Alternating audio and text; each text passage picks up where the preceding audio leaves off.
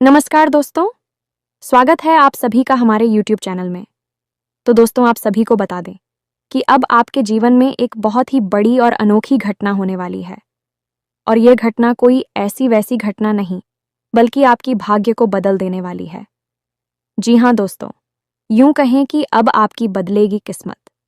जी हाँ दोस्तों, अब आप रातों रात माला माल हो जाएंगे। आपको अपनी आंखों पर, अपने कानों पर यकीन नहीं होगा, यह सब बातें सुनकर और देखकर।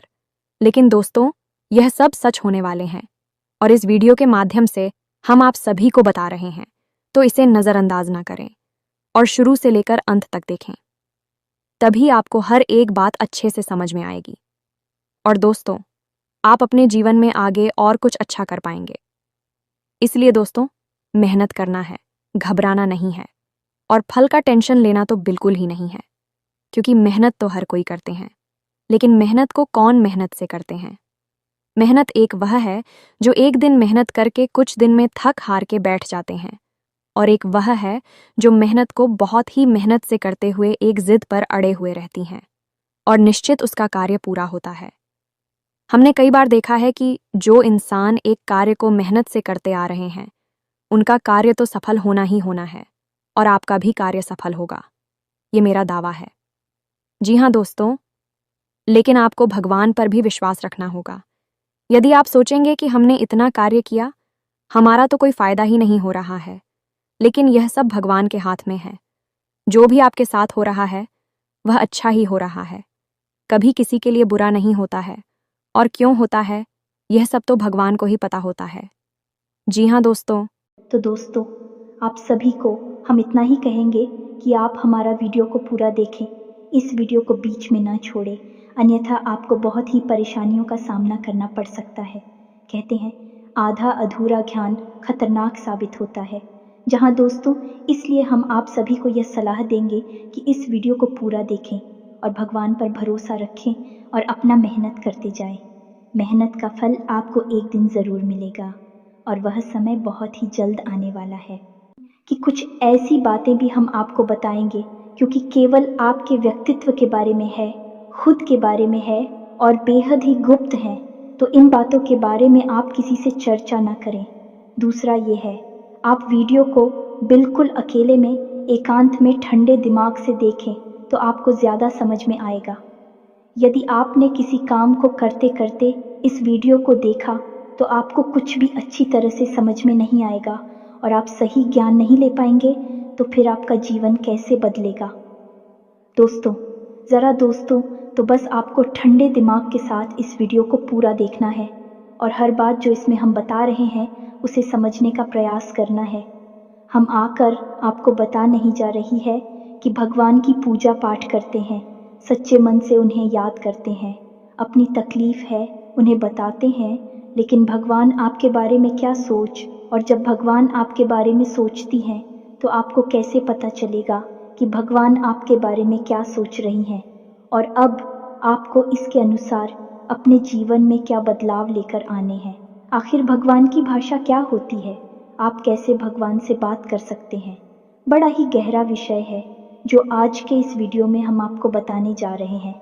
यदि आपने आज के इस वीडियो को नहीं देखा तो यकीन मानिए आप एक बेहद ही महत्वपूर्ण जानकारी से वंचित रह जाएंगे। जी हाँ दोस्तों, आपके जीवन में जो आज की स्थिति बन रही है, इस स्थिति में भगवान आपके बारे में कुछ विशेष कर बैठे हैं। कुछ खास बड़ी घटनाएं आपके जीवन में घटित होने वाली हैं, लेकिन यदि आपने भगवान के द्वारा दिए जाने वाले संकेतों को नहीं समझाता, भगवान की भाषा को नहीं समझा, तो आप निश्चित तौर पर वही गलतियां करते रहेंगे जो आप लगातार करते चले आ रहे हैं। फिर निश्चित तौर पर आप ना तो अपने जीवन में कामयाबी हासिल कर पाएंगे और ना ही भगवान की कृपा आपको प्राप्त हो पाएगी। तो बस ठंडे दिमाग से आपको वीडियो पूरा देखना है और हर एक बात जो हम बता रहे हैं उसे समझने का प्रयास करना है। तो चलिए दोस्तों, बिना समय गवाएं आज के इस वीडियो को प्रारंभ करते हैं और बताते हैं कि क्या फैसला है जो भगवान ने आपके लिए लिया है और आपको इस फैसले के अनुसार अपने जीवन में कौन सी ज़रूरी बदलाव लेकर आने चाहिए। यहाँ पर यह रही कि आपके अंदर यदि घर की हिम्मत है, यानी कि समय देने का साहस है, अभी आप इस वीडियो को देखें, जल्दबाजी में बिल्कुल भी ना देखें। तो चलिए आज के इस वीडियो को प्रारंभ करते हैं। लेकिन इससे पहले आपसे एक निवेदन है कि कमेंट में पूरे भक्ति भाव के साथ, सच्ची श्रद्धा के साथ जय माँ संतोषी कृपा करूँगा 3 बार अवश्य लिखना दोस्तों। एक बार से काम नहीं बनता है। हमारे धर्म शास्त्रों में 3 का विशेष महत्व होता है दोस्तों। जैसे कि इस सृष्टि के निर्माण में त्रिदेव का महत्वपूर्ण योगदान रहता है। समय के भी 3 काल होते हैं, त्रि के भी 3 पहर होते हैं और भगवान भोलेनाथ के हाथ में त्रिशूल है, उसके भी 3 सुल होते हैं। 3 का बहुत अधिक महत्व है दोस्तों। धार्मिक महत्व, इसी वजह से हम हर वीडियो में आपसे कहते हैं कि आपको एक बार नहीं 3 बार लिखना है। जय मां संतोषी कृपा करो। आप सच्चे भाव से यदि इस क्रिया को करते हैं तो यही आपकी पूजा बन जाएगी, आराधना बन जाएगी और मां संतोषी आपके हर एक कष्ट को हर लेंगे और आपके जीवन में कृपा और आशीर्वाद भेज देंगी। तो सबसे पहले आप इस कार्य को करें। उसके बाद एक और छोटा सा निवेदन है। वीडियो शुरू करने से पहले हम आप सभी से एक महत्वपूर्ण बात करना चाहते हैं कि हम आप सभी के लिए अच्छे से जानकारी के लिए दिन रात मेहनत करते हैं।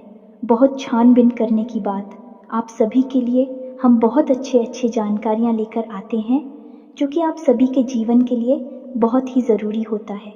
और दोस्तों, इन सभी के लिए हम आपसे कुछ नहीं चाहते हैं, बस हम इतना चाहते कि आप हमारे चैनल को सब्सक्राइब कर लें और हमारे चैनल से जुड़ जाएं, जिनमें आपको 1 रुपया भी नहीं लगेगा। बस इतना हमारा आप सभी से हाथ जोड़कर प्रार्थना है, निवेदन है। तो हमारा भावना को ज़रूर समझिएगा और हमारे चैनल को सब्सक्राइब कीजिएगा दोस्त। इससे हमारा बहुत अधिक मनोबल बढ़ेगा और हम दुगनी मेहनत से आपके लिए ऐसे ही सूचना और ज्ञानवर्धक वीडियो लेकर आते रहेंगे। जी हाँ दोस्तों, तो चलिए सब्सक्राइब कर दीजिए, फिर आगे बढ़ते हैं। जी हाँ दोस्तों, तो चलिए शुरू करते हैं। दोस्तों एक बात क्यों हम आपको बता दें, और ये थोड़ी सी कड़वी बात हो सकती है, शायद सुनकर आपको अच्छा ना लगे, झटका लगेगा। सबसे पहले हम आपको बता दें कि आपकी राशि के जातकों के जीवन में जो परेशानियां होती हैं, जो भी कष्ट होते हैं, उन परेशानियां, कष्ट के लिए सबसे अधिक जिम्मेदार आप स्वयं ही हो। आपको लगता है ऐसा है कि कोई बाहर का इंसान का, कोई अपना ही या कोई पराया इंसान आपको किसी न किसी बात से परेशान कर रहा है, या आपके जीवन में परेशानियां चल रही हैं, उतार चढ़ाव चल रहे हैं। हाँ, थोड़ा बहुत दूसरों के द्वारा निर्मित की गई परेशानियां और कष्ट होते हैं, लेकिन कई ऐसी समस्याएं हैं, कई ऐसी परेशानियां हैं जिन्हें आप स्वयं ही न्योता दे देते हैं, अपने जीवन में आमंत्रण दे देते हैं और आप अनजाने में ऐसा करते हैं। दोस्तों, आपको अपने व्यवहार पर नियंत्रण नहीं रहता है, इस वजह से आपको ऐसी परिस्थितियों का सामना करना पड़ता है। तो अब इस बात को सुनकर आपको शायद ऐसा मन में प्रश्न उठेगा कि आप मना अपने आप को परेशान क्यों करेंगे। आपके मन में ऐसी बात आ सकती है कि भाई आप अपने आप को परेशानी में क्यों डाल देंगे, ऐसा कोई जानबूझकर करता है। तो हम आपको बता दें कि आप ऐसा निश्चित तौर पर करते हैं, तो आपके स्वभाव में कुछ बहुत बड़ी खामियां हैं, कुछ बहुत बड़ी परेशानियां हैं। इनको लेकर आप हमेशा परेशान रहते हैं, विचलित रहती हैं। यह दोस्त कौन सी है, वह परेशानियां ध्यान से सुनिए। सबसे पहली परेशानी, आप भले और बुरे लोगों के बीच कभी भी फर्क नहीं लगा पाते हैं। आप एक भावुक इंसान हैं, ये छोटी बात नहीं है, बहुत बड़ी बात है। और इसी की वजह से आप असल में हर रिश्ते नाते में फंस जाते हैं। आपका दुरुपयोग होता है, आप इसको अपना हमदर्द मानते हैं। आप सच्चे दिल से जिससे प्रेम करने लगते हैं, आपको पता चलता है कि अरे यह तो बहुत बड़ा धोखेबाज निकला। समय आने पर इसने आपका बिल्कुल भी साथ नहीं दिया और इसने तो आपको बहुत बड़ी मुसीबत में डाल दिया। आपका दुरुपयोग किया, आपसे रुपए मांग लिए, आपकी मदद मांग ली। बाद में जब आपको ज़रूरत पड़ी तो आपके लिए बिल्कुल भी नहीं आया।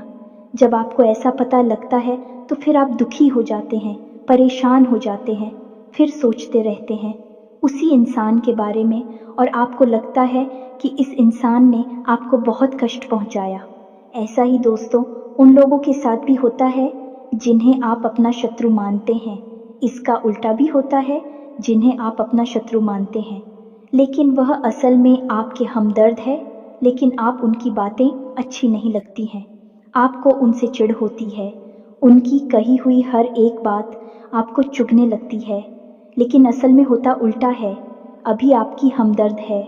हो सकता है कि आपकी थोड़ी बहुत आलोचना करते हैं, आपके कार्यों में कमियां निकालते हैं, लेकिन भी आपको देख रहे हैं, आप पर नज़र रख रहे हैं, आपकी चिंता करते हैं, तो आपके अंदर जो कमियां हैं उन कमियों को बताते हैं, तो आप चले जाते हैं और आप उनसे दुश्मनी मोल ले लेते हैं। तो अपने जो आपकी हैं सच्चे वाले, उन्हें तो आप कभी पहचान नहीं पाते हैं, और जो नकली वाली अपनी है, क्योंकि मगरमच्छ के आंसू बहाते हैं, ढोंग करते हैं, नकाब लगाकर आपके आसपास घूमते रहते हैं, ऐसे लोगों को आप अपना समझते हैं और फिर आप परेशान होते हैं। इधर भी आपको परेशानी मिलती है और उधर भी आपको परेशानी मिलती है। तो ऐसी स्थिति में आप खुद अपनी परेशानियों के जिम्मेदार हुए या नहीं हुए, आप स्वयं विचार करिए। दोस्तों के बात बहुत सामान्य तौर पर हमने कही है, लेकिन बढ़िया दोस्तों, यदि आप सच्चे इंसान को पहचानना सीख जाए तो आपके जीवन से आधी से ज़्यादा परेशानियां दूर हो जाएं। आपका दिल कभी नहीं टूटेगा, आप दुखी कभी नहीं होंगे, और आपके अंदर ही खूबी है कि यदि आप दुखी हैं तो आपका फिर किसी भी काम में मन नहीं लगता है और आप इतनी अच्छी तरह से कोई भी कार्य नहीं कर पाते हैं। आपके निर्णय उतनी मजबूत नहीं होते हैं, हमेशा आपका ऊर्जा का स्तर गिरा हुआ रहता है और आपके अंदर नकारात्मकता घर करने लगती है। फिर आपको हर बात बुरी लगने लगती है, जीवन भी बुरा लगता है, तो थोड़ा आपको इस पर कार्य करना है। तो आप कैसे पहचाने ना दोस्तों, आपके अंदर एक छोटी सी कमी और भी है कि जब कोई इंसान आपकी बात काटने लगता है, आपका विरोध करने लगता है, तो अचानक से आपको क्रोध आने लगता है, और जब आपके मन में क्रोध उत्पन्न होता है दोस्तों, तो आपका जो भौतिक पल है वह कमज़ोर पड़ जाता है, यानी आपके विचार करने की क्षमता कमज़ोर पड़ जाती है। फिर आप भावना में बहकर जवाब दे नहीं लगते हैं और आप सही आकलन नहीं कर पाते हैं कि यह इंसान ऐसी बात क्यों कह रहा है, आपकी बात काट क्यों रहा है, आप में कमी निकाल क्यों रहा है। तो ऐसे में आपको अपने स्वभाव पर नियंत्रण करना है। जब कोई आपकी बात काट रहा है तो आपको क्रोधित नहीं होना है, रुक जाना है, ठंडे दिमाग से विचार करना है और उसके द्वारा कही गई बात को पूरी तरह से समझने का प्रयास करना है कि आखिर इसने ऐसी बात क्यों कही है। अगर आप यह करेंगे तो आप यकीन मानिए कि आप जिन्हें अपना शत्रु समझ रहे हैं, ऐसा समझते हैं कि यह आपके विरोधी हैं, हमेशा आपके अंदर कमियां निकालते हैं, कुतर्क करते हैं, असल में उनके ही अंदर आपको अपनी हमदर्द मिल जाएंगे। यह दोस्तों, आपकी शत्रुओं के अंदर आपको अपने मित्र मिल जाएंगे, अपने प्रेमी मिल जाएंगे। और ठीक इसका उल्टा भी है दोस्तों, जो लोग आपकी हर वक्त हाँ में हाँ मिलाते रहते हैं, आपकी चमचागिरी करते हैं, झूठी तारीफ ही करती हैं, आप वहाँ पर भी पिघल जाते हैं, आप हो जाते हैं और उनकी बातों में आ जाते हैं, उनकी हर बात को सत्य समझने लगते हैं। वहाँ पर भी आपको अपने ऊपर नियंत्रण रखना, भावनाओं में नहीं रहना है। और जब वह आपसे कोई बात कह रहा है, आपकी तारीफ कर रहा है, और आपको विचार करना है, आप खुद इतने बुद्धिमान हैं कि आसानी से पता लगा लेंगे कि इस इंसान ने आपकी यहाँ पर झूठी तारीफ की है, वहीं उसकी पोल खुल जाएगी और आप समझ जाएंगे कि यह एक धोखेबाज इंसान है, इस स्वार्थ सिद्ध करने के लिए आपसे जुड़ा हुआ है, तभी आपकी अनाप शनाप तारीफें कर रहा है और आपसे अपना मतलब सीधा करना चाहता है। ये दो काम यदि आप करने लगेंगे, आप निश्चित तौर पर अपनी 50% से ज़्यादा, इन्हीं आधी से ज़्यादा अपनी तकलीफ़ों को अपने हाथों से दूर कर पाएंगे। दोस्तों, हम गारंटी देते हैं। बस यहाँ पर आपको सबसे बड़ा कार्य ही करना है कि कोई आपसे कुछ भी कहे, आपको तुरंत उसका जवाब नहीं देना है, तुरंत अपने मन में कोई विचार नहीं लाना है, थोड़ा रुक जाना है, फिर उसके बाद सोचना है कि ऐसा क्यों कहा, ऐसा क्यों किया है, कारण क्या था। जब आप विचार करेंगे तो आपको सारी बातें स्पष्ट तौर पर समझ में आ जाएंगे।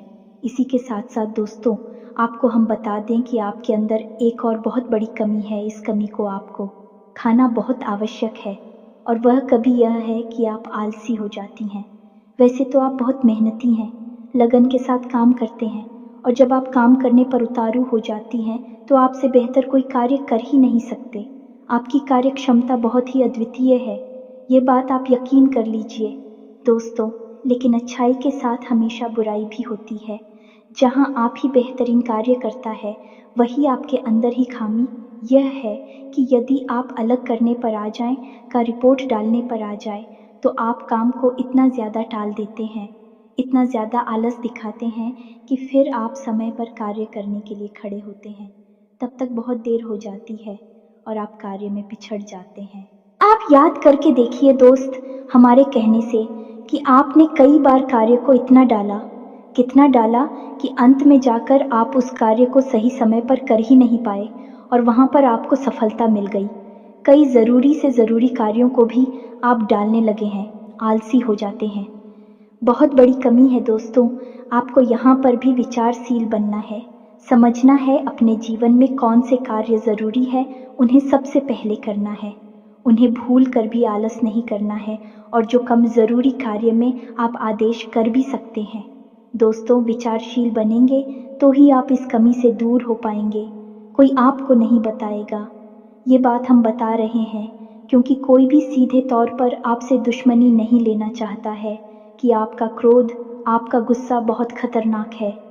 जी हाँ दोस्तों, और आपकी ये बहुत बड़ी कमी है कि आप सीधे तौर पर अपनी आलोचना सहन नहीं कर पाते हैं, इसलिए लोग आपको सत्य बताने से भी कटने लगते हैं। तो एक ये ज़रूरी काम है, इसको भी आपको करना है।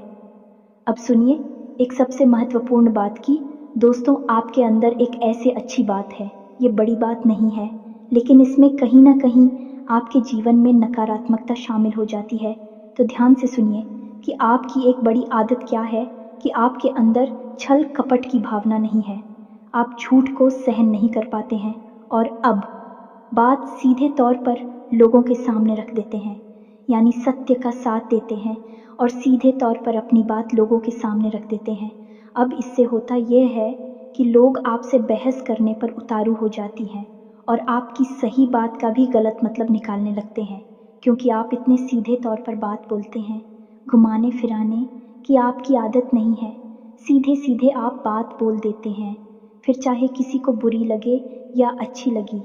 तो ऐसी में कई बार ऐसा होता है कि आप बहसबाजी को आमंत्रण दे देते हैं, लोगों के साथ में पड़ जाते हैं और वह बहस कई बार इतनी बढ़ जाती है कि आपके रिश्तों में भी खटास आ जाती है और आपके जीवन में भी नकारात्मकता आ जाती है।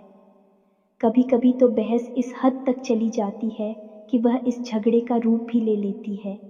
यहाँ पर आप थोड़ा सा चतुराई से काम लेना सीखना होगा।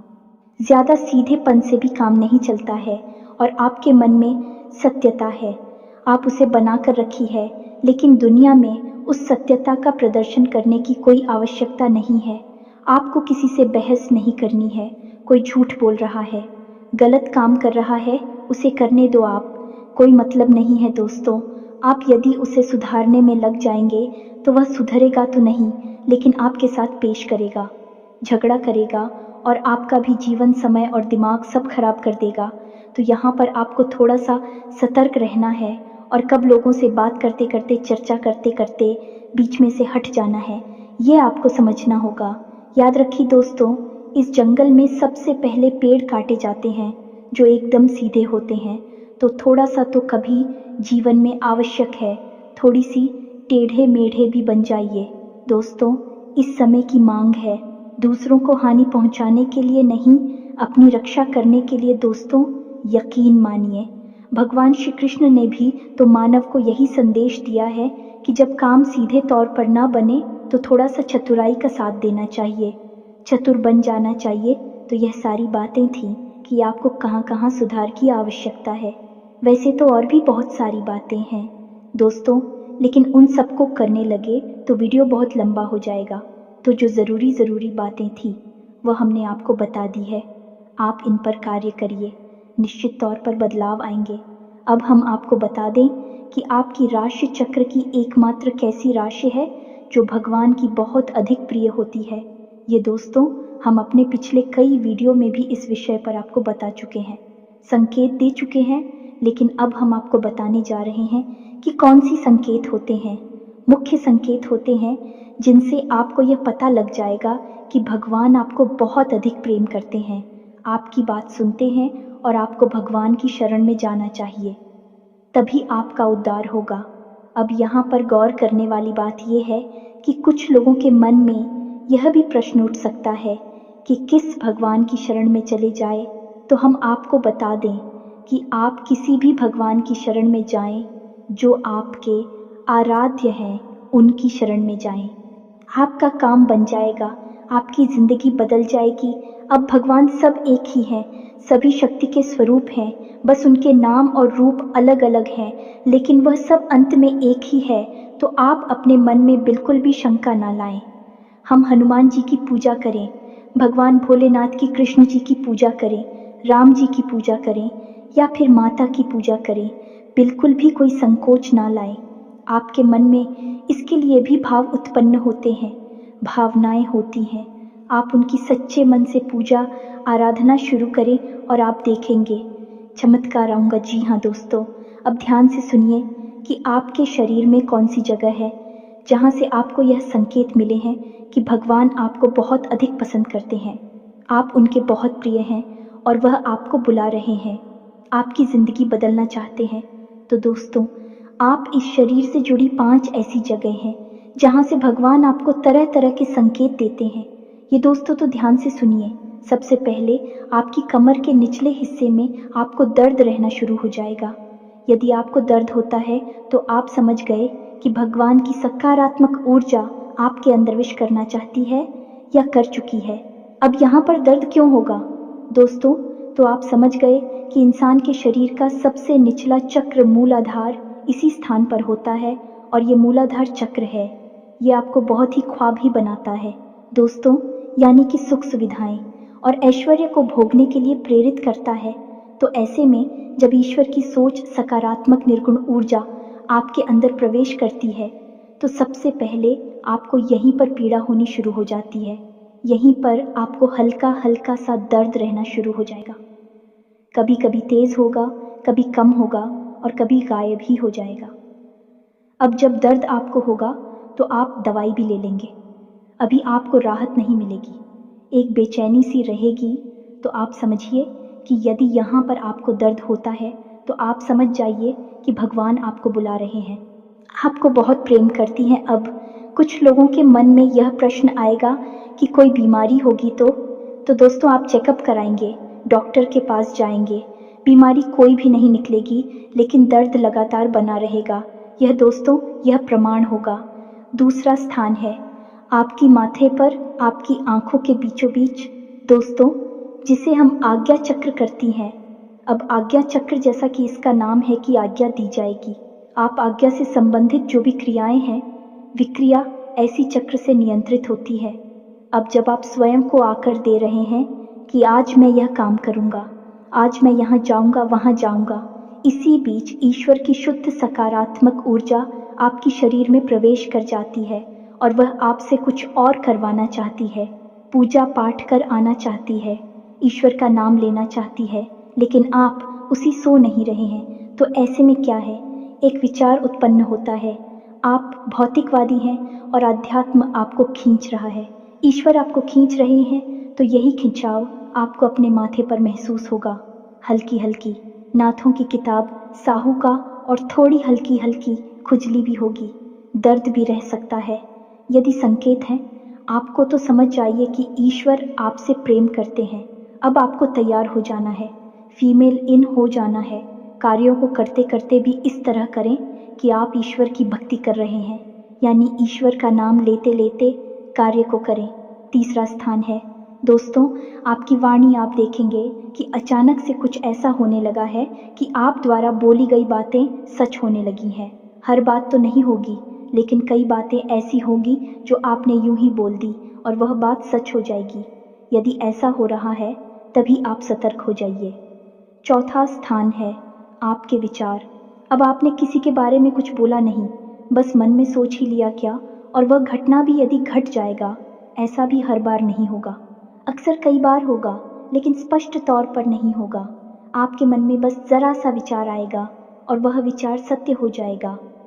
जिन दोस्तों यह भी एक बहुत बड़ा संकेत है और आखिरी संकेत है।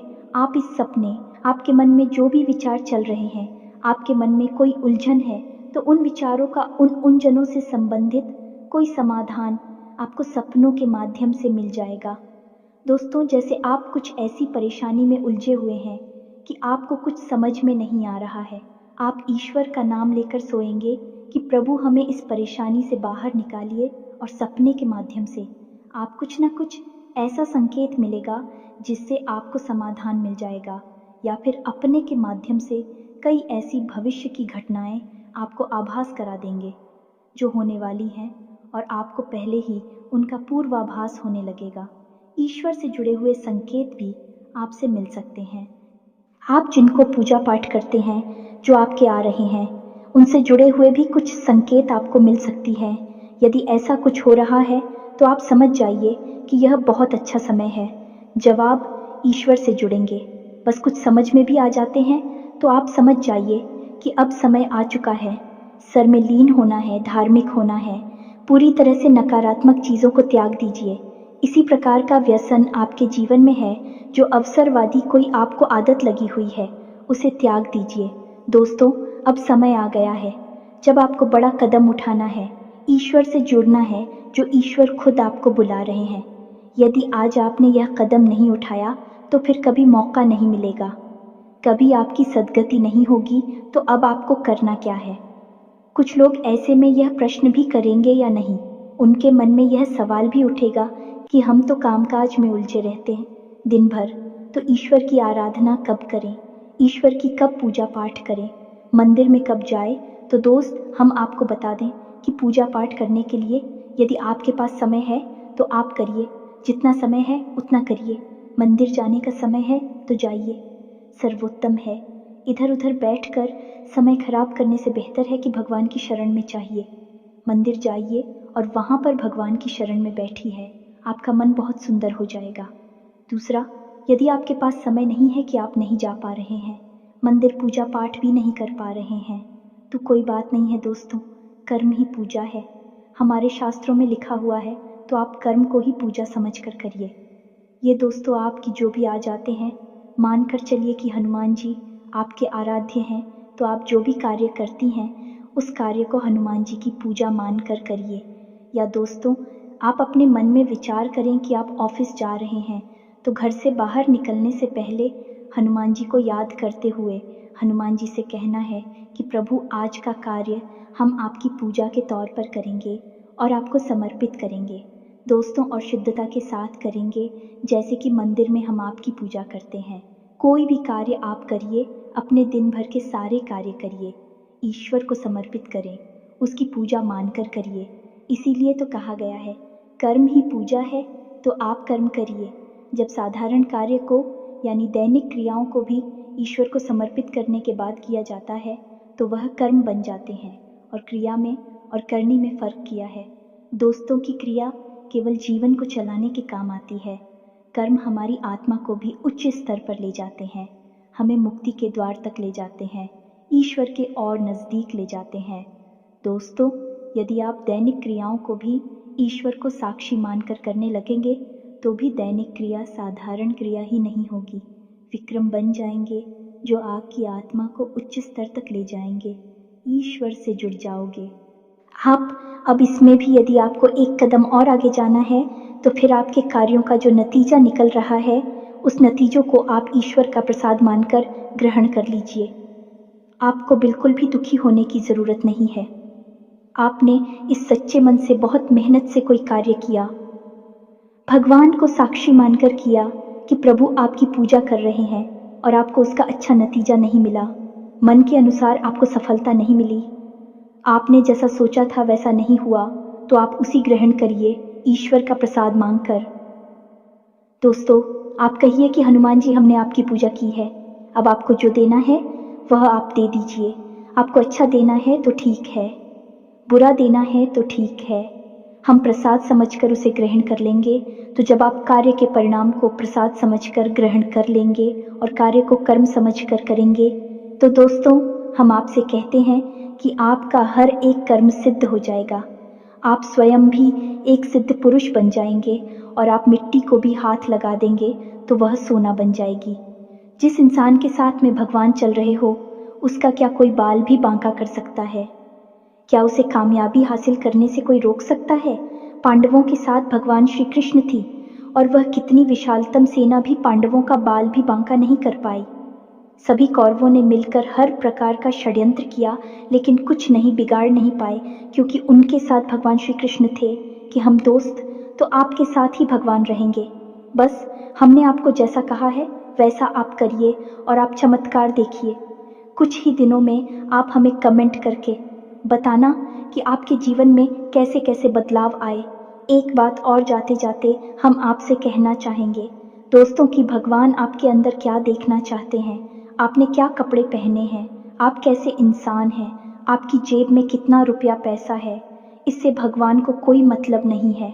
भगवान त्रिकालदर्शी हैं, अंतर्यामी हैं। वह आपके अंदर झांक सकते हैं और आपके मन में क्या भावनाएं चल रही हैं, बस उन्हीं से भगवान का मतलब है कि आपके भाव से, आपकी भावना से भगवान को मतलब है। तो जैसे ही आपके भाव बदलेंगे, भावनाएं बदलेंगे, आपका भगवान से जुड़ाव और मजबूत हो जाएगा। तो उम्मीद है कि हमने जो जानकारी आपको दी है, आपको ये जानकारी अच्छी लगी है, पूरी तरह से समझ में आ चुकी है और इस जानकारी का कैसे प्रयोग करना है, अपने जीवन को कैसे बदल रहा है, यह भी आप अच्छी तरह से समझ चुके हैं। फिर भी यदि कोई प्रश्न आपके मन में उठता है तो आप कमेंट करके पूछिए, हम आपके प्रश्नों के जवाब देने की पूरी कोशिश करेंगे। इसी के साथ साथ आज की इस वीडियो में विराम देते हैं।